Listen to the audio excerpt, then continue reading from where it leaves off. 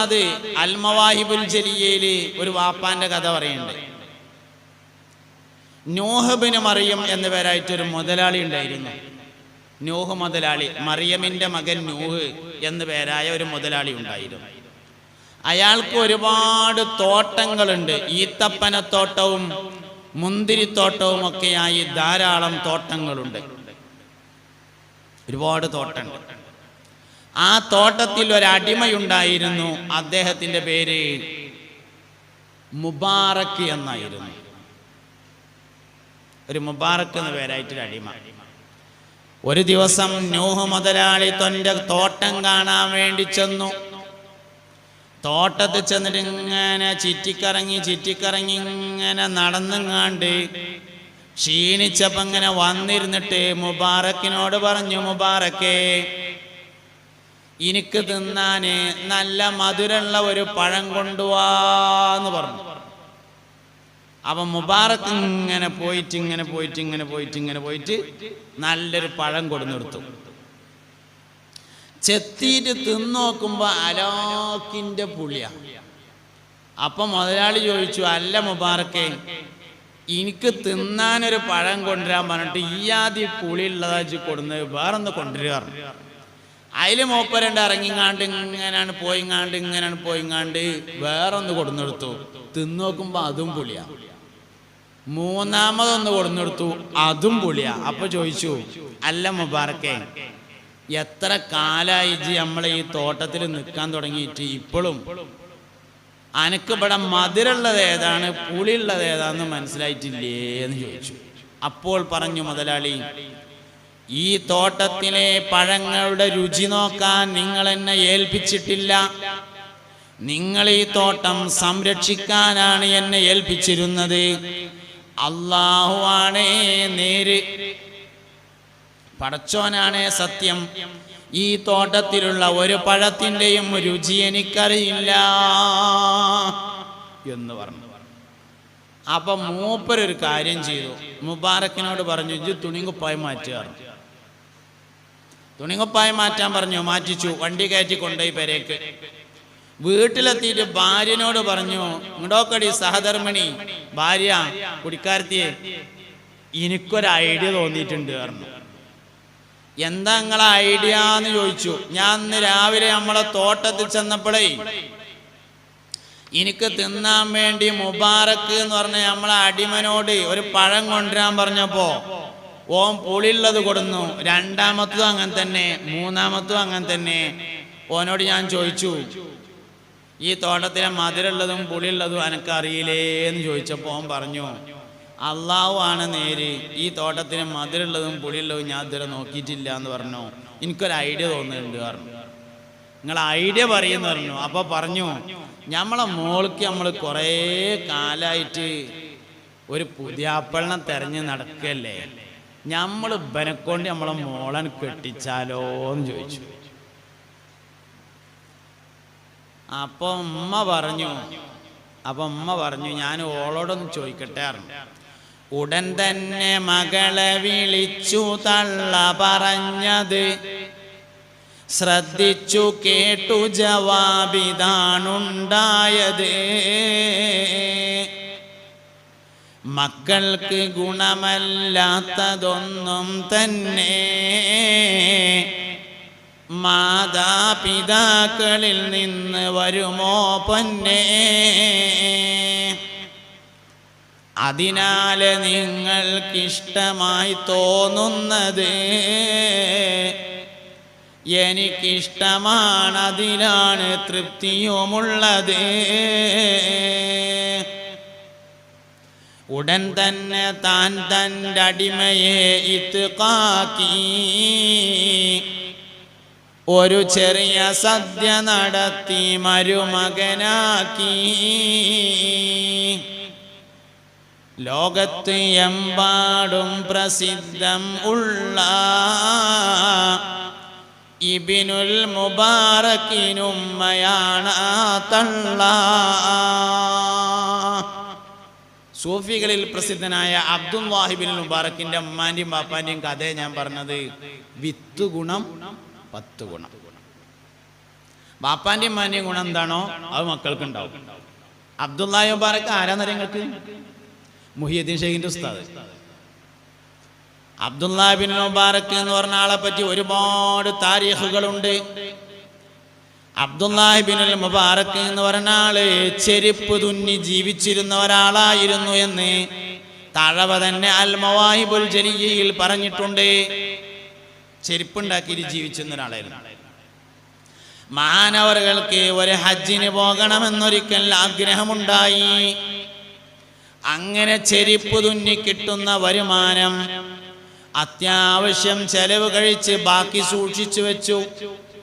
ഹജ്ജിന് പോകാനുള്ള പൈസ ഉണ്ടാക്കിയിട്ട് ഒരു പ്രാവശ്യം ആ പണവുമായി ഹജ്ജിന് പുറപ്പെട്ടു.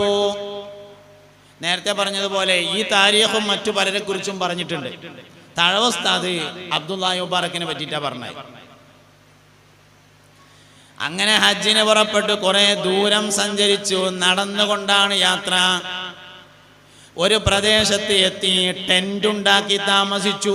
കൂടാരണ്ടാക്കിയിട്ട് വിശ്രമിച്ചു. വിശ്രമിച്ചു കൊണ്ടിരിക്കുമ്പോൾ ഒരു മതിലിന്റെ അപ്പുറത്ത് നിന്ന് മാംസം വേവിക്കുന്നതിന്റെ ഗന്ധം വന്നു. ഇറച്ചി ചൂടാക്കണം മണം വന്നു.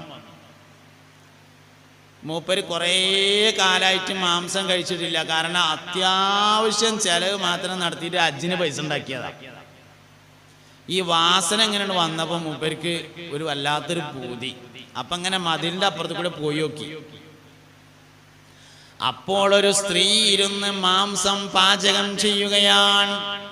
ഇറച്ചി ഒരു കലത്തിലിട്ടിട്ട് ഒരു പെണ്ണിങ്ങനെ പാചകം ചെയ്യാണ്.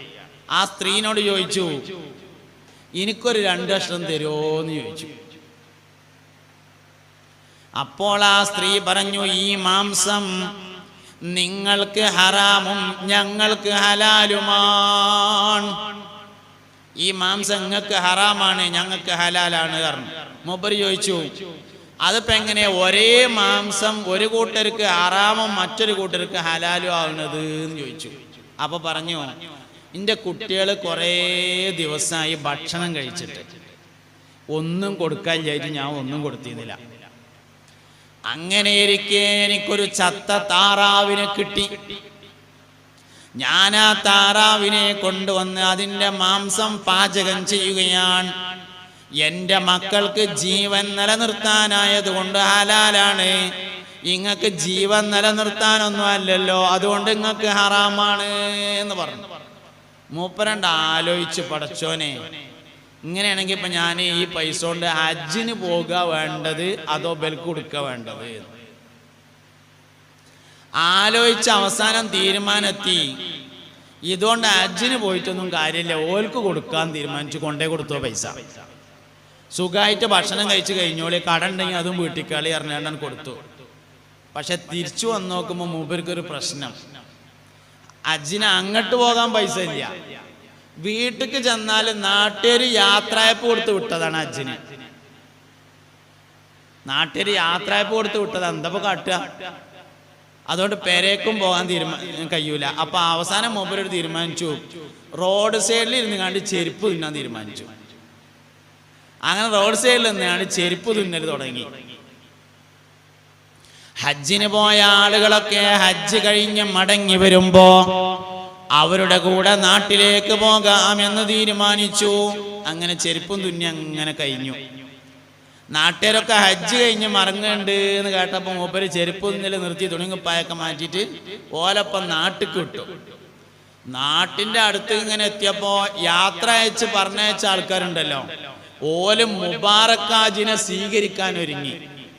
തോരണങ്ങൾ തൂക്കി ഗേറ്റൊക്കെ വെച്ചിട്ട് അനൗൺസ്മെന്റ് ഒക്കെ നടത്തിയിട്ട് നല്ല സ്വീകരണ പരിപാടി. മുബാറക്കാജിനെ ഹജ്ജ് കഴിഞ്ഞ് വരികയാണ്. നാടിന്റെ അതിർത്തി കടന്ന് ഇങ്ങനെ പോവുകയാണ്. സ്വീകരണമൊക്കെ കൂടി കണ്ടേക്കിന് ബക്കറ്റ് പിരിവുണ്ട്. എല്ലാവരും കായ് ഒടുക്കി പിരിച്ചോളി. പിരിച്ചണ്ടേ?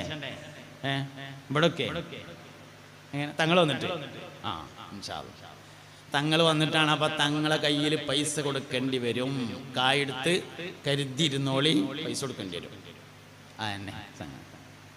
അവത് കേക്ക് മൂപ്പര് എല്ലാരും ഒപ്പം ഇങ്ങനെയാണ് നാട്ടിക്ക് പോവുകയാണ്.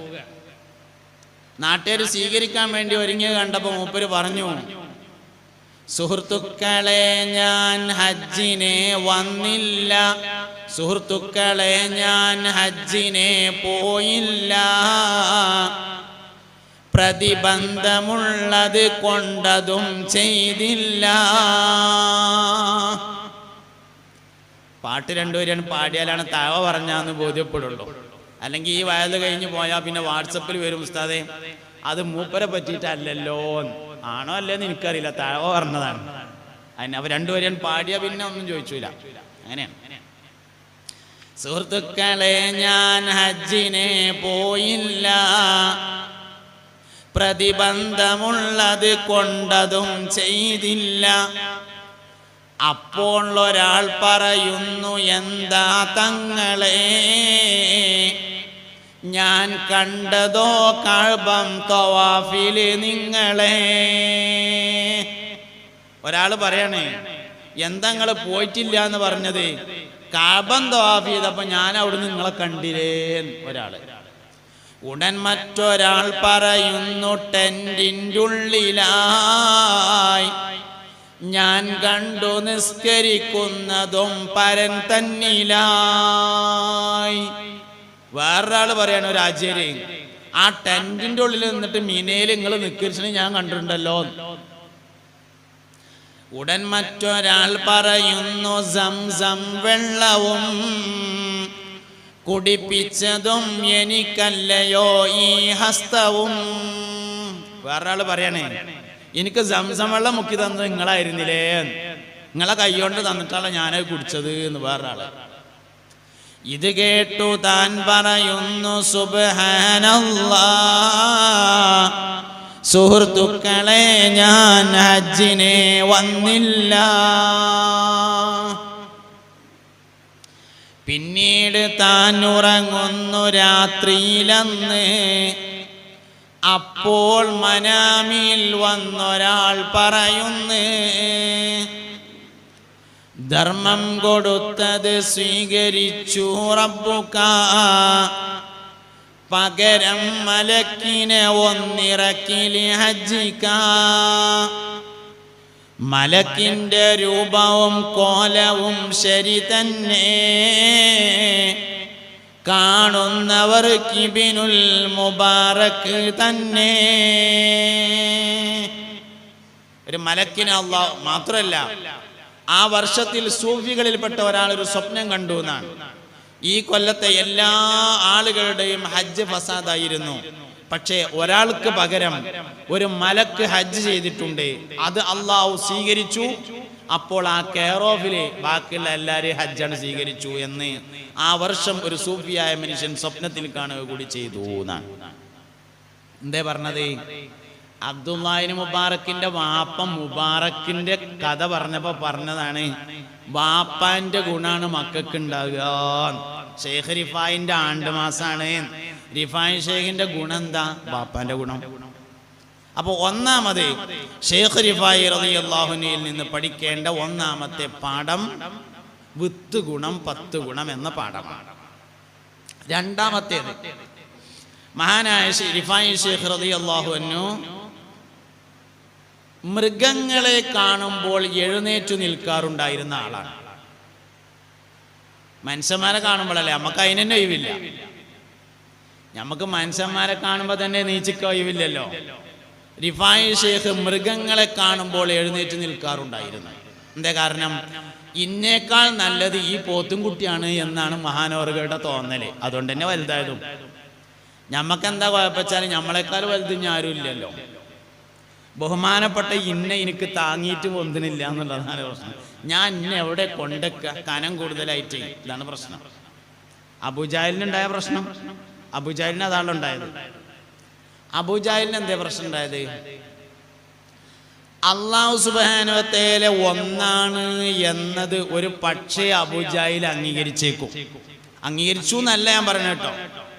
സാലിം വൈസി ഒന്നാണ് പ്രസംഗിച്ചിട്ട് അബൂജാഹിൽ മുസ്ലിമാണെന്ന് പറഞ്ഞു എന്നൊന്നും പറയരുത്. അംഗീകരിച്ചു എന്നല്ല ഞാൻ പറഞ്ഞത്. പക്ഷെ ഒരു പക്ഷേ അയാൾ അംഗീകരിക്കും, അയാൾക്ക് അതിന് വലിയൊരു കുഴപ്പമൊന്നുമില്ല. ഇനെന്താ പ്രശ്നം? ഈ നാട്ടിൽ ഒരു നബി വരികയാണെങ്കിൽ ബഹുമാനപ്പെട്ട ഞമ്മളവറുകളാണ് അത് വരേണ്ടത്. അതാ യത്തീംകുട്ടി ആയത് ശരിയായില്ല എന്നുള്ളതാ പ്രശ്നം. ഇതാണ് പ്രശ്നം. അറേബ്യയിൽ മക്കയിൽ ഒരു നബി വരികയാണെങ്കിൽ ബഹുമാനമാക്കപ്പെട്ട ഞമ്മളവറുകളാണ് അത് വരേണ്ടിയിരുന്ന ആൾ. അത് ശരിയായില്ല. പടച്ചോന്റെ ആ പരിപാടി ശരിയായില്ല. വാപ്പല്ല, ഇമ്മല്ല, ആരുമില്ല. അങ്ങനത്തെ ഒരാളെ പിടിച്ചിട്ട് നബിയാക്കിയത് ശരിയായില്ല. കുടുങ്ങുമ്പോ അബൂജഹൽ അള്ളാഹിനോട് തോരുന്നിട്ടൊക്കെ ഉണ്ട്. ബദർ പടപ്പാട്ടിൽ മൊയ്ൻകുട്ടി എഴുതിൽ പറയുന്നുണ്ട് അബൂജഹൽ അള്ളാഹിനോട് തോരുന്നത്. ബദറിലേക്ക് പോകാൻ വേണ്ടി ഒരുങ്ങണ സമയത്ത് കഅബന്റെ കില്ല പിടിച്ചിട്ട് തോർന്നിട്ടുണ്ട് അബൂജഹൽ. കഅബന്റെ കില്ലൻ പിടിച്ചിട്ട് ഇറയോനെ ഹാദൽ ബൈത്തുടെ നായനെ ഹക്കൊട് ബാത്തിൽ രണ്ടിതിൻ ഇടയൈ പീരിത്തിടണം ഇന്ത ദിനം തനിലെ നമതിരു പാകം നിക്കുവരിൽ ഒരു പേർ ഗർഹക്കുടയോൻ അവർ ആരുനക്കറിയാം അവർകളെ ഇനതിൽ പീരിത്ത് ഹലാസിയ താക്കിട് നീ പരനേ. അബൂജഹലിന്റെ ദുആണ്. പരനേ രണ്ടാലൊരു ദീനിനെ പോരിശയാക്കി നീ ദായിമിൽ കാത്തുകൊൾ ഫത്താഹേ താമസം ചെയ്തിടാതുത്തിരം നൽകിടു നീ. എന്താ ദുആ എന്നറിയങ്ങള്? അത്ര വലിയ ദുആ നമ്മൾ കൂടി ഒന്നും തിരക്കലില്ല. അപ്പൊ അബൂജഹൽ വേണമെങ്കിൽ അള്ളാഹ് ഒന്നുള്ളൂ എന്ന് സമ്മതിക്കുകയൊക്കെ ചെയ്യും. കഅബയിലുള്ള വിഗ്രഹങ്ങൾ വേണമെങ്കിൽ എടുത്ത് ഒഴിവാക്കാനും മൂപ്പര് ശരിയാണ്. പക്ഷെ എന്താ കാര്യം? നബി മൂപ്പരാന്ന് പറയണം സല്ലല്ലാഹു അലൈഹി വസല്ലം. അപ്പൊ ആകെയുള്ള പ്രശ്നം എന്താണ്? ബഹുമാനപ്പെട്ട ഞാൻ അവരുടെ വെയിറ്റ് കൂടുതലാണ് എന്നുള്ളതാണ് പ്രശ്നം. ഇതാണ് സംഗതി. അതുകൊണ്ട് നമുക്ക് ഒരു മനുഷ്യനെയും ബഹുമാനിക്കാൻ കഴിഞ്ഞില്ല എന്നുള്ളതാണ്. ശൈഖ് റിഫായി റളിയല്ലാഹു അൻഹു മൃഗങ്ങളെ ബഹുമാനിച്ചിരുന്നു. മനുഷ്യന്റെ അവിടെ നിൽക്കട്ടെ, നമ്മളൊക്കെ നാട്ടില് പഴയ കാലത്ത് എല്ലാ കാലത്തും ആടിനെ വളർത്തുന്നവരാണെങ്കിൽ റിഫായി ശൈഖിന്റെ പേരിൽ ഒരു ആടുണ്ടാവും. കോയിനെ വളർത്തുന്നവരാണെങ്കിൽ റിഫായി ശൈഖിന്റെ പേരിൽ ഒരു കോഴി ഉണ്ടാവും. ജുമാദുൽ അവ്വൽ മാസത്തിൽ അതിനെ അർത്ഥം കണ്ട് മൗലൂദ് ഓതിയിട്ട് പെരക്കാരും തിന്നും, മല്ലാക്കാനെ ഒഴിച്ചും ചെയ്യും. അങ്ങനെ എല്ലാ പെരയിലും ഉണ്ടാവും. ഇന്ന് റിഫായി ശൈഖും ഇല്ല, ആടും ഇല്ല, കോഴി ഇല്ല, ഒരു സംഭവം ഇല്ല. ഇങ്ങനെയാണ്. ആടും കോഴി ഉണ്ടെങ്കിലല്ലേ ഉള്ളൂ. വേണ്ടേ? ഒന്നുമില്ല. സ്ഥലം ചായിട്ടൊന്നല്ല. ധനമുള്ളവർ ആടിനെ വളർത്തണമെന്ന് തിരുമുസ്തഫ നബി തങ്ങളും പറയുന്നു. ഫുഖറായിനോടുള്ള ആജ്ഞ കോഴി വളർത്തലാൻ. ഇത് കാണുവാൻ ഇന്നിബ്നു മാജ നീ നോക്കലാൻ. മുസ്തഫ നബി തങ്ങൾ ആടിനെ വളർത്താൻ പറഞ്ഞിട്ടുണ്ട്, കോഴിനെ വളർത്താൻ പറഞ്ഞിട്ടുണ്ട്. പൈസ ഉള്ളവരോട് ആടിനെ വളർത്താനും പറഞ്ഞിട്ടുണ്ട്, പൈസ ഇല്ലാത്തവർ കോഴിനെ വളർത്താനും പറഞ്ഞിട്ടുണ്ട്. നബി തങ്ങൾക്ക് ഒരു കോഴി ഉണ്ടായിരുന്നു എന്ന് താരീഖിലുണ്ട്. വെളുത്ത പൂവൻ കോഴി, അപൂർവമാണ്. വെളുത്ത പൂവൻ കോഴി ഉണ്ടായിരുന്നു മുസ്തഫ നബി സല്ലല്ലാഹു അലൈഹി വസല്ലം തങ്ങൾക്ക്. കിട്ടൂല.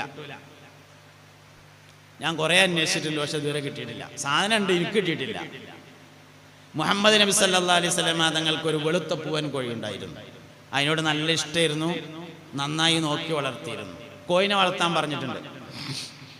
അപ്പോൾ മുമ്പൊക്കെ നമ്മളെ നാട്ടിലും വീടുകളിലൊക്കെ റിഫായി ശൈഖിന്റെ പേരിൽ ആടുണ്ടാവും, അല്ലെങ്കിൽ കോഴി ഉണ്ടാവും. എന്താ കാര്യം? മൃഗങ്ങളോട് അത്രയും ബഹുമാനമായിരുന്നു സയ്യിദുന അഹ്മദ് അൽ കബീർ റിഫായി ഖദ്ദസല്ലാഹു സിർറഹുൽ അസീസ് മഹാനവർകൾക്ക്. ബഹുമാനം നഷ്ടപ്പെട്ടാൽ മനുഷ്യൻ ഒരു വിലയുമില്ലാത്തവനായി മാറും. മനുഷ്യന്റെ ഏറ്റവും വലിയ മൂല്യം എന്ന് പറയുന്നത് ബഹുമാനിക്കാനുള്ള കഴിവാണ്. വലിയവരെ ബഹുമാനിക്കുക, ചെറിയവരോട് കാരുണ്യം കാണിക്കുക. സത്യത്തിൽ ഇത് രണ്ടും ഒന്നാണ്. വലിയവരെ ബഹുമാനിക്കുകയും ചെറിയവരോട് കാരുണ്യം കാണിക്കുകയും ചെയ്യാന്ന് പറഞ്ഞ സംഭവം രണ്ടും ഒന്നാണ്. ഞാനൊരു ഉദാഹരണം പറഞ്ഞാൽ നിങ്ങൾക്ക് മനസ്സിലാവും. നമ്മളിപ്പോ ഈ സദസ്സ് നിറയെ ആൾക്കാരുണ്ടെന്ന് വിചാരിക്കുക. ഒറ്റ കസാലി ഒഴിവില്ല, നിറയെ ആൾക്കാരുണ്ട്. അപ്പൊ ഒരു കുട്ടി ഇങ്ങനെ വന്ന് ഈ വാതിൽക്ക് കൂടെ, ചെറിയൊരു കുട്ടി, ഇരിക്കാൻ സ്ഥലമില്ല. അപ്പൊ ഒരാള് നീച്ചിങ്ങാണ്ട് ആ കുട്ടിക്കൊരു കസാല കൊടുത്താൽ അതിന്റെ പേരെന്താ? കാരുണ്യം. അതേ സദസ്സിൽ ഒരു ആള് വന്നു, ഒരു തന്തപ്പാപ്പ ഇങ്ങനെ വന്നു, ഇരിക്കാൻ സ്ഥലമില്ല. അപ്പോൾ ഒരു സീറ്റ് കൊടുത്തു. അതിന്റെ പേരെന്താ? ബഹുമാനം. രണ്ടും സീറ്റ് കൊടുക്കലാണ്. മനസ്സിലാവുണ്ടായിരിക്കും എന്ന് വിചാരിക്കുന്നു, മനസ്സിലാവുണ്ടാവും എന്ന് വിചാരിക്കുന്നു. എന്നുണ്ടെങ്കിൽ ഒരു യാനബി അല്ലേ എല്ലാവരും? യാനബി സലാം അലൈക്കും ആടി ചൊല്ലി.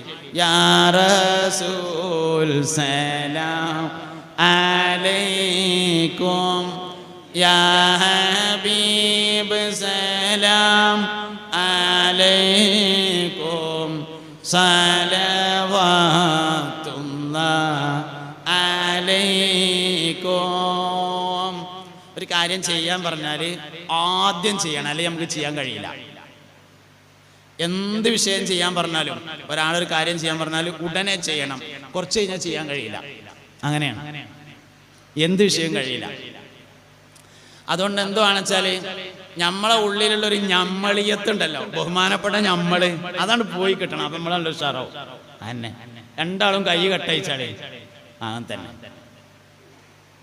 നമ്മളെ ഉള്ളിലൊരു സംഗതി ഉണ്ടാവും, ഒരു ഞമ്മള് പറഞ്ഞ സംഭവം, അതാണ് പോണം. അതന്നെ, അതാണ് പോണെങ്കിൽ. അപ്പൊ അറിയണോര് ചെല്ല, അറിയാത്തൊരു മൂളട്ടോ. അറിയണോര് ചെല്ല, അറിയാത്തവര് എന്ത് ചെയ്യാ? മൂള. وآتاك العود يبكي وتذلل بين يديك واستجارك يا حبيبي عندك الظبي نفور يا نبي سلام عليكم يا رسول سلام عليكم